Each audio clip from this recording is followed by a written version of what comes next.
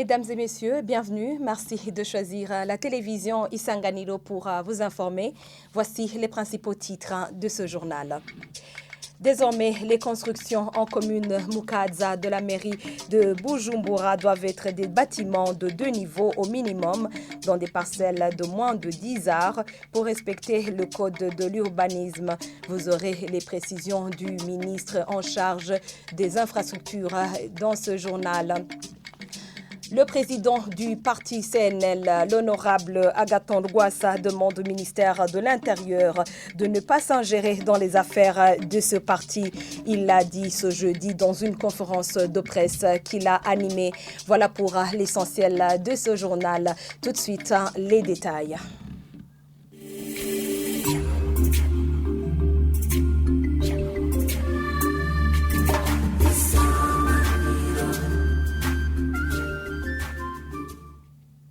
Encore une fois, bienvenue. Les plans des projets de développement des communes n'ont pas bien été exécutés dans certaines communes suite au manque d'expérience de la part de ceux qui devraient les monter. Les administrateurs communaux ont soulevé des inquiétudes sur les activités qui n'ont pas été réalisées suite à l'emplacement des communes et d'autres ont signalé que certains programmes exigent trop de moyens financiers que les communes ne disposent pas. Ils se sont exprimés lors d'une réunion tenue ce jeudi avec le ministre de l'Intérieur, Martin Niteretse. Le point avec notre confrère Jean-Marie Mayonga. Au cours de cette réunion qui a rassemblé les gouverneurs des provinces, les administrateurs communaux, il était question d'évaluer comment les programmes de développement des communes ont été élaborés. Certaines autorités ont montré qu'ils ont manqué des données actualisées et d'autres disent qu'ils ont planifié les projets qui demandent assez de moyens financiers alors que les communes n'en ont pas. Certaines communes comme celle de Kigamba où même le paiement des salaires du personnel est un problème et le budget est compté des milliards, ce qui n'est pas facile. Là, on va prévoir des activités non réalisables et lors des évaluations, on dira qu'il n'y a aucune activité réalisée dans ces années de planification des PCDC. Sur toutes ces inquiétudes, le ministre de l'Intérieur Martin Niteretse les a tranquillisés et leur a demandé de prendre du temps pour retravailler ces projets. Un délai d'1 mois a été donné pour que ces projets soient bien planifiés. Il faut que cet acte ne soit voué à l'échec. Cela doit être un bon début pour la planification du développement communal et communautaire.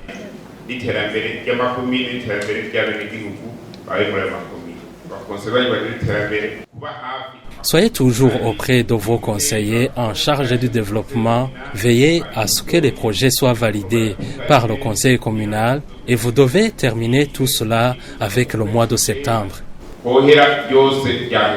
Martin Niteretse a demandé à ses autorités à ne pas planifier les projets qui exigent les moyens que les communes n'ont pas et quant à ceux qui pensent que ces projets seront financés ou réalisés par les aides des bailleurs étrangers, il les a invités à ne pas utiliser les moyens dont les communes ne disposent pas. La réunion a été clôturée en rappelant à ces autorités administratives à connaître que les PCDC sont comme Bible utilisés par l'administrateur pour s'auto-évaluer sur le développement de sa commune. Merci Jean-Marie Mayonga pour ce reportage. Je vous le disais dans les titres de ce journal, le président du parti CNL demande au ministère de l'Intérieur de se ressaisir et de laisser ce parti gérer ses affaires. Dans une conférence de presse animée ce jeudi, l'honorable Agathon Rwasa fait savoir que ce ministère de l'Intérieur leur a interdit une retraite qui devrait se tenir le 20 de ce mois.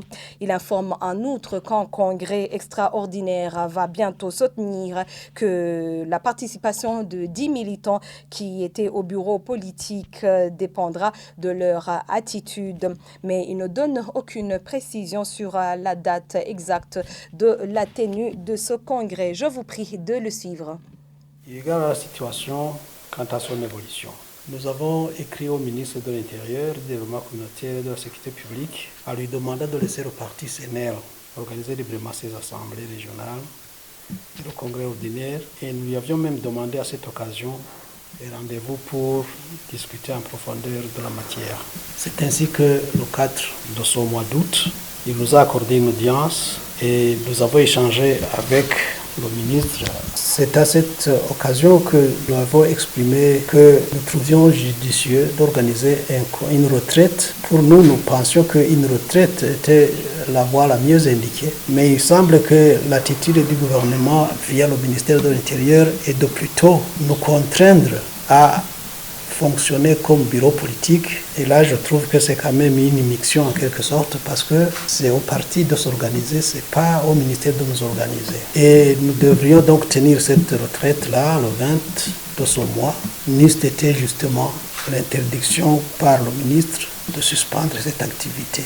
En réalité, c'est la crise, si c'est la crise du parti, c'est au parti de régler cette crise. En effet, la suspension de ces membres-là, pour les fautes qu'ils avaient commises, ne signifie autre qu'un rappel à l'ordre. Quel que soit le degré de provocation, c'est la retenue que nous avons toujours prêchée. Et donc, ce congrès, c'est un droit. Et c'est ce congrès-là qui va en fait nous aider à mettre un terme à tout ce climat délétère. Notre flexibilité dépend de leur attitude. Ce n'est pas en se cristallisant et en se donnant des prérogatives qu'ils n'ont pas qu'ils réussiront leur coup. Non. Et j'ajoute que la rédaction Isanganiro n'est pas encore parvenue à recueillir la réaction du ministre de l'Intérieur, la Sécurité publique et du Développement communautaire. Les propriétaires des parcelles dans la commune Mukaza de la mairie de Bujumbura doivent construire conformément au code de l'urbanisme. Le ministre ayant l'infrastructure dans ses attributions indique que toute parcelle ayant une superficie ne dépassant pas 10 ar doit comprendre un bâtiment de 2 niveaux au minimum, tandis que celle d'une superficie de plus de 10 ar doit comprendre un bâtiment de plus de 4 niveaux. Le ministre Dieudonné Doukoundane l'a dit ce mercredi soir après une descente sur terrain pour constater les parcelles mal aménagées ou non bâties. Suivez-le. Le code de l'urbanisme précise en son article 98 que les services chargés de l'urbanisme établissent un règlement d'occupation. Donc la façon dont les gens doivent construire dans un coin ou dans un autre. Et effectivement, le service de l'urbanisme avait établi que pour des parcelles inférieures à 10 ar, les constructions doivent être à 3 niveaux, donc rez-de-chaussée plus 2. Tandis que les constructions dans des parcelles qui dépassent 10 ar doivent être au minimum de 5 niveaux. Quand je dis au minimum, ça veut dire que vous pouvez aller à 10 ou à 20, mais vous ne pouvez pas aller en deçà. Alors, même si vous regardez derrière moi, vous remarquez qu'il y a beaucoup de parcelles qui n'ont pas encore répondu à ces exigences légales.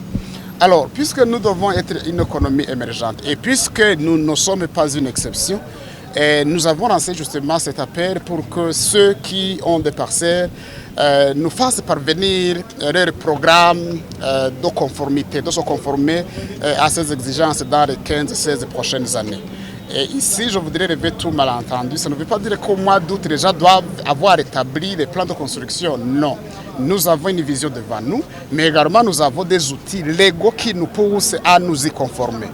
Alors, qu'adviendra-t-il à ceux ou à celles qui ne seront pas capables ou qui ne voudront pas tout simplement suivre? Parce que bon, il peut y en avoir de tels gens.